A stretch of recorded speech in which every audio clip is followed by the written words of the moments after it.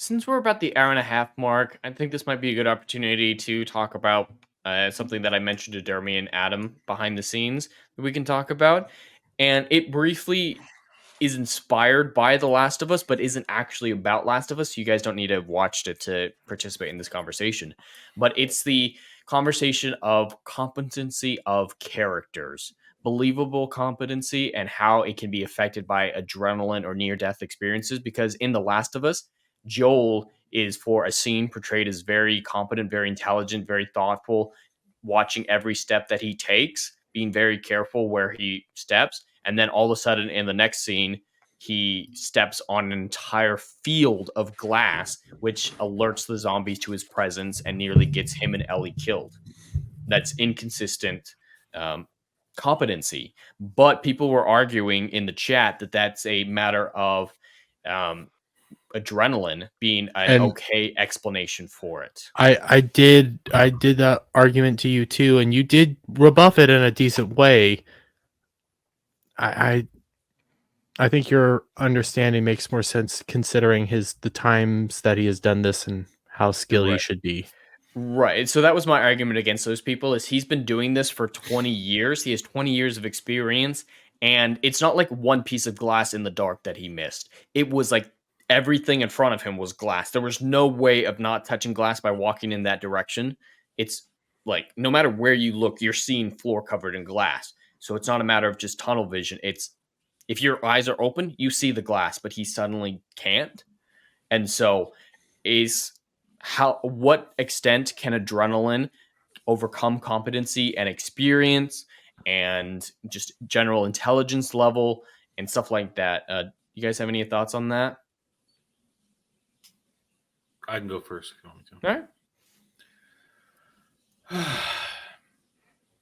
If you're going to show competence, you need to show. You need to have scenes, moments. You need to detail. You need to have evidence that this person knows what they're doing. And to use your example right now, from what I understand, as opposed to the game, this show has not shown competence. It hasn't shown a level of competence. It's shown a man being led around by whammons up until right now. That is correct. Up until one moment in the whole thing. Yeah, I mean, so you claim competence. A character has competence when events previously portrayed or explained, either through a story or a flashback, however you want to do it. Like you could have a sit down and tell them, I went through this and I've seen some shit. I've done this. I've done that. We saw this. Or you stop and say, I've been in a situation like this. We're do like that. So here's how we do this. But you have to show. You have to first. You can tell, but then you have to show. And especially in a visual medium like television, movies, you have to, after having an experience explained, you have to show the event. You have to show a source and be competent. Great examples are in any sort of movie where someone's been hired to be a bodyguard. They talk a big game. Let's use the movie The Bodyguard. Kevin Costner, Whitney Houston. He's supposed to be the best ever. And at one point, the whole movie's about him protecting her from a stalker. And at a certain point in the movie, shit hits the fan and he needs to immediately take control of the situation. He's been talking about how good he is, but he takes control of the situation. Another similar one. You want to look at another one? Taken. Liam Neeson. Mm-hmm. He has a special set of skills. Don't interrupt me, you little son of a bitch. In that one, we have been given in the first 20 minutes of the movie, we're given the evidence he used to do government work, he used to be this and that. He's supposed to be best. His buddies hire him on to protect the singer. And when the shit is the fan and a stalker lunges out with a knife, suddenly in that moment, boom, he just cracks it down and you realize, okay, he is the real deal, which makes the rest of the movie legitimate. That wasn't adrenaline. That wasn't an experience. That was the character showing his expertise in both seeing the situation, analyzing, and then acting without being told to do so. And then that sets up the scene. The rest of the movie, he has that certain set of skills that will make life a living nightmare for people like the guys who take his daughter. That is showing, explaining, giving us hints, then little bits, and then saying, okay, yeah, we understand he is a legitimate badass for this point forward. You need to show. You can't just say adrenaline did it. Adrenaline does not give you expert hand-to-hand combat skills. It doesn't give you expert marksmanship. In fact, adrenaline can fuck up your marksman skills, because if you're as one who used to do target shooting and was very good at it for a long time, placing well in small competition here and there. Okay, one competition, but adrenaline is your downfall because it disrupts your breathing. Unless you have that natural flow of eye-hand coordination, it disrupts it. Adrenaline can be a ruiner of things. It's not a cure-all. It can make you stronger, a little faster situations, but it doesn't replace quality. It doesn't replace skill level. So no, you have to show. You have to tell, then you can show, and then you need it to move along properly after you've given the evidence, experience, evidence. From what I understand from you guys and everybody else, it hasn't been shown in Last of Us. A lot of people are just going, like you said, Jed. Oh, I see this part from the video game. It's okay. Mm-hmm. Okay, that's what it sounds like. Well, it's actually kind of the opposite of what you're talking about. In the previous scene, they show him as competent, and in the next scene, he's an idiot. That's just bad writing then. That's Druckmann.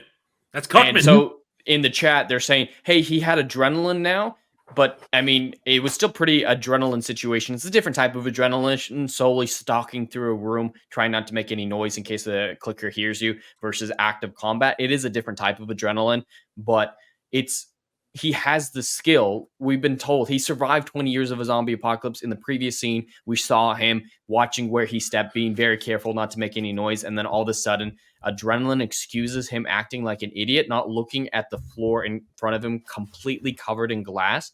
So he steps on glass and nearly gets himself killed and Ellie killed.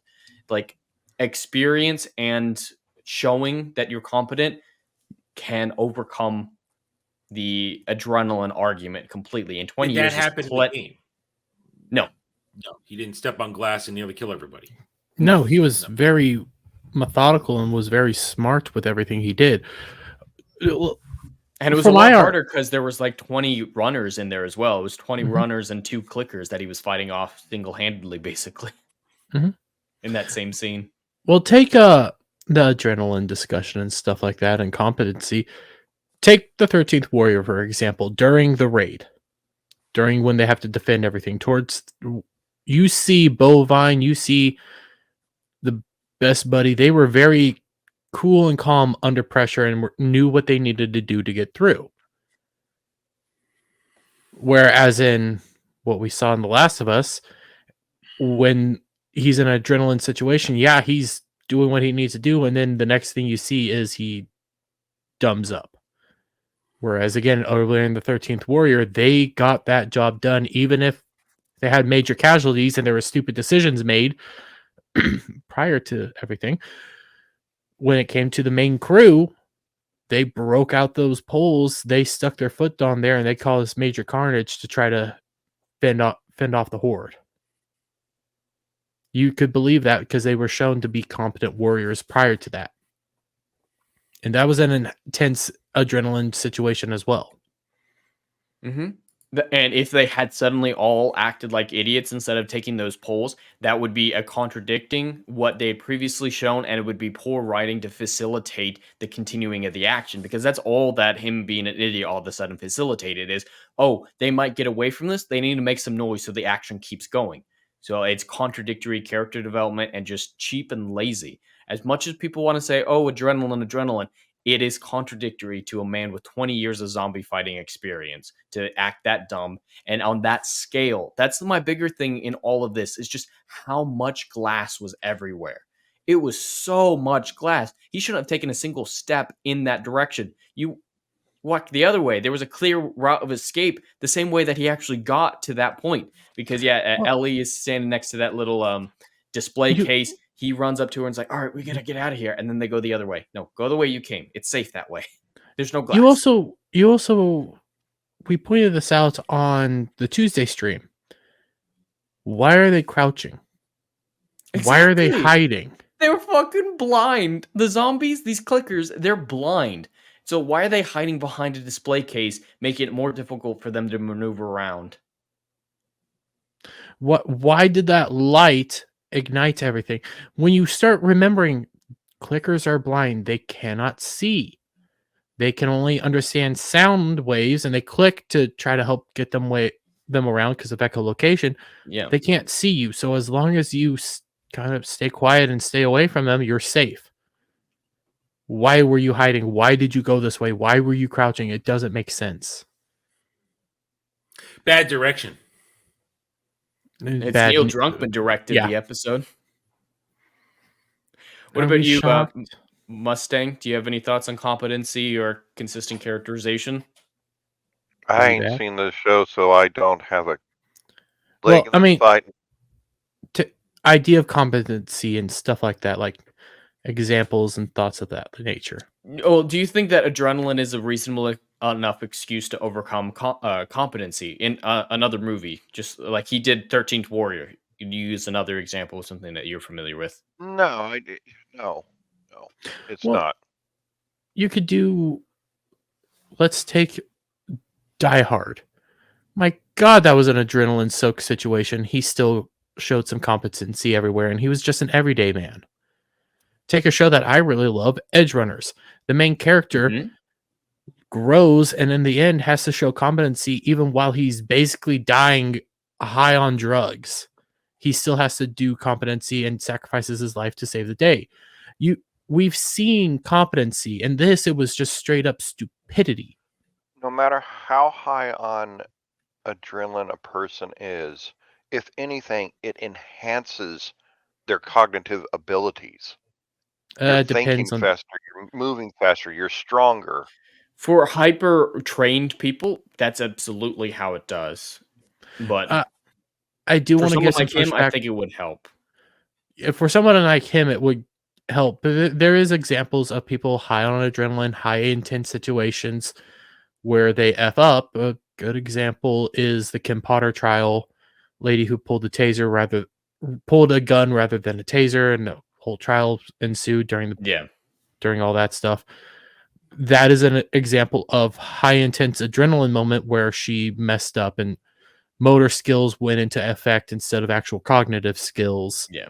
It depends on the person and the amount of training that they've received.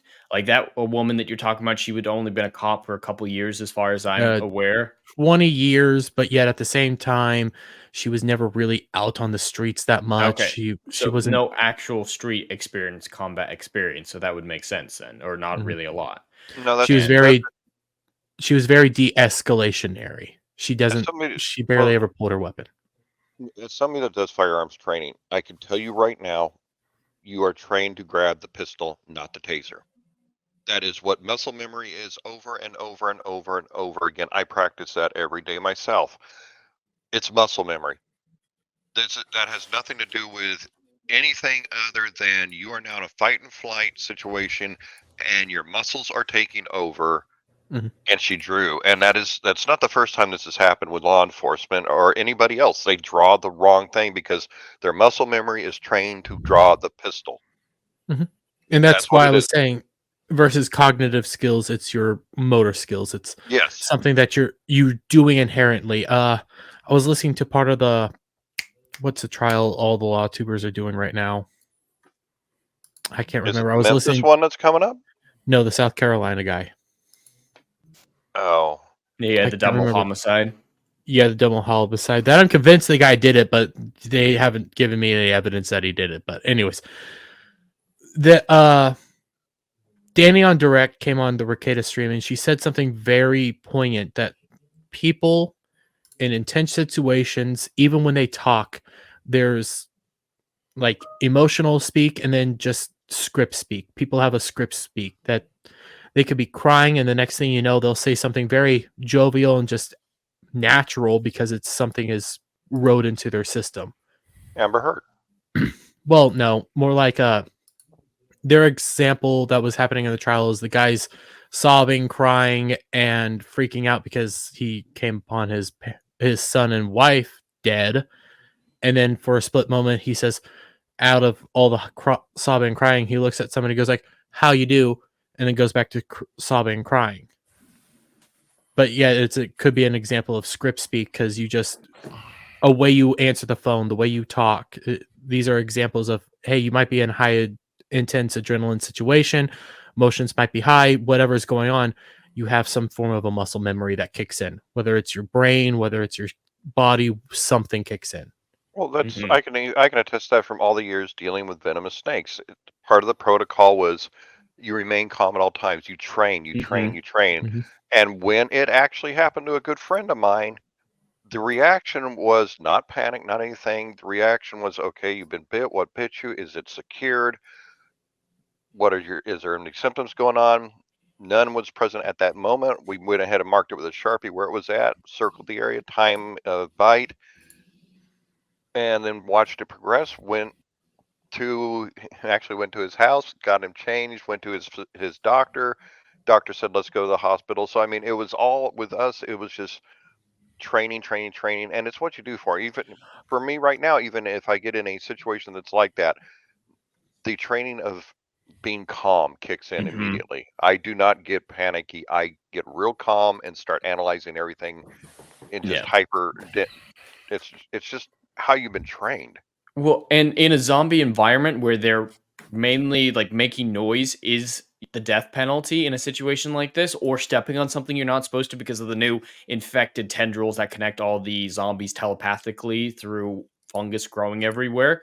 That would 100% be the similar training that he would go through over those 20 years is I need to be calm, I need to pay Uh-huh. attention. And how long that friend that you're talking about who reacted very well in a situation, how long had he been training like what you're talking about? Oh, he'd been training for years, and let's see, I'd been training with him for 3 years at the time, and it was just bang, kicked right 3 in. years is a lot less than 20. Oh yeah, Mm-hmm. and we all, well, you and I probably know military personnel that 6 months in, that training's already kicked in. Mhm. Oh, yeah, as speaking as a military person who received training, during basic training, I could tell a difference. Just those well, I had 6 weeks of training, 8 weeks of training if you count the group therapy sessions afterwards that they forced us to do, and just after that much training, just a few months, when I got into a situation where it's like, all right, I need to pay attention. I need to do this. The adrenaline kicked in. It was 100% all right, slow things down. Look at Yeah, everything. Details matter. And so, yes, adrenaline affects people differently, but the people who are trained, who have experience, know how to harness it in a positive manner. And anyone who survived a zombie apocalypse for 20 years, especially this type of zombie apocalypse with even the mechanics that they added in the show, must have that type of positive adrenaline reacclimation. Otherwise, they would not have survived. We're, correct, we're correct. we're talking about a lot of muscle memory, a lot of memory, a lot of training, intense situations. This and in this moment, I'm looking at my screen and I see my little toy sword back there from a wonderful anime, Demon Slayer. And in some of the most intense situations in Demon Slayer, you have the main character saying, I need to focus on the basics. I need to remember what I was trained. I need to do the muscle memory. Let my body do the work for me. Don't Mhm. force anything. Focus on this. Focus on surviving. And he'll get into tunnel situations. And yeah, crazy stuff happens, but he survives. He makes it through. He focuses on what he was taught. They kick in naturally. They make comments about that. It just happens. There's an Intense acronym for all situations, this. you know what you're doing. There's an acronym for all this. Keep it simple, stupid. KISS. Mhm. Intense situations, keep everything simple and in front of you. And what was in front of him? A room full of glass. And what was behind him? A safe exit that he had just come through. Okay, so teenage girl slasher movie, Freddy, Jason, any of those. Or TV commercial now. Let's go hide in here with all the knives and axes. Man, that makes me want to watch uh Cabin in the Woods again. I love what they did in that movie. They justified everything. All the bad actions, they justify it. Yeah, if I'm gonna watch a horror, it's gonna be the original Jeeper Creeper. Ooh, that is a good one. I'm not a big fan of horror overall. I've just never been affected by it. Like, I don't get the scare factor, so I like horror comedy better. I don't like horror. You would like Cabin in the Woods. You really would.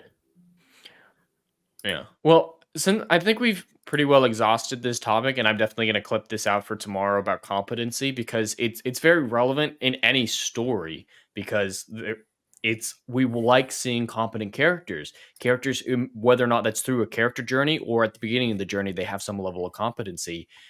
Pretty much every beloved hero, at least by the end of their journey, is very intelligent, knows what they're doing, can handle high stress situations well. So it's this conversation is applicable to pretty much everything. And Adam, as a writer, your main character is a mercenary who's been doing this for years and years and years at this point. And how do you want to briefly talk about the scene at the very beginning when he comes across that monster that you created? Because that was very much an adrenaline type competency in a situation where he's ill equipped to handle it. Yeah, I mean, it's chapter 1, which is widely available, so I don't have a problem talking about it. I mean, Cole Larry is the protagonist for my first series. Yeah, I made a very big effort to make sure to create a character right away that is trained, experienced, so that I don't have to go through the training aspect. I don't have to build him up. He's at the peak of what a normal human can do. I wanted to make sure that. So, I mean, in the first chapter there, it's not so much in medias res, but it's basically, okay, a chaotic situation is around him. The village is on fire, the village that he was in for his job. And he quickly assesses the fact that, well, first of all, he was basically, when the explosion that started the village happened, he got knocked into the side of something. He was buried by debris, so he went unnoticed the initial thing. But as he returns to consciousness, he realizes shit's going down, but he assesses it. Okay, my reason for appearing is done. The guy who's protecting, he's dead. First order of business: get the hell out. Calm, collected. Watching. Okay, assess situation. I see regular human thugs here automatically. Adrenaline doesn't take over. The calm, collected, the training experience take over. Goes out, kills. By the end of the chapter, he encounters creatures called Mokarith. Or at that point, they don't have. Well, I guess I did name them at one point. I did let them know what they were. I used the thugs to give them a name because he overhears conversation. So I don't have to continue calling them things or its or this or that. I can call them by their name, or at least the abbreviation of it at that point. Side note: good exposition. Yeah, it's just I always make it a point to somehow reference a title or a name that someone picks up, so then I can use it freely. I don't if it just comes across, hearing it, seeing it, whatever, reading it. So then it's in the whoever's eyes were behind can use it freely. Anyway, when Cole comes across these first creatures, he immediately realizes that these things are moving. His experience tells him it's moving in a way that makes it more dangerous than anything else here. And he watches his cohort go down, and he realizes now he's the only between him and two essentially children who are defenseless. And he fights it, and in the course of that, adrenaline takes over, but it doesn't blind him. Because in a moment, he realizes he thought he had done a really smart move. Take a minor wound in order to deal serious damage to his opponent. Unfortunately, he learns that the opponent has venom on their claws, which is already it's already acting. And he is just... He realizes he's done, but he continues to fight, and the adrenaline comes to play. And I don't use it to make him go faster, stronger, bigger, better than he was before to win. No, he is beaten flat on his ass, and when his opponent is over him, essentially gloating, yet also honorably gloating, it's like, you did well, human. You're dead now. Cole uses that last bit of adrenaline to surge because his hand finds a weapon and just lunge forward with one desperate attack, and he catches his opponent off guard. That is use of adrenaline surge. It's that last gasp breath to give him all the strength he could muster for one last surprise attack. It's not heightened. It's surprise attack. And then what it did is he killed it. Of course, then moments later, 2 more arrive, and he's dying, literally dying. And you realize, yeah, I'm done. And they beat him around, they knock him around nothing. And his last visage, he as he blacks out, he's like, okay, I'm dead. And that's it. Of course, he wakes up next chapter and he's not dead. And, Yeah. explanation pretty much why. But yeah, so adrenaline needs to be used wisely, not as a cure-all for a fight, advantage in a fight. Well, what you did there was a perfect example of not sacrificing competency to prop up villains as a threat. You didn't sacrifice his competency because he was operating off of bad intel. He didn't know the claws were poisoned. And if he was fighting a normal opponent, that is a good strategy. What he used, the taking a minor blow to inflict major damage, that is a legitimate tactic. And so he seems very competent. And just he could not have known that information. So that doesn't affect his competency.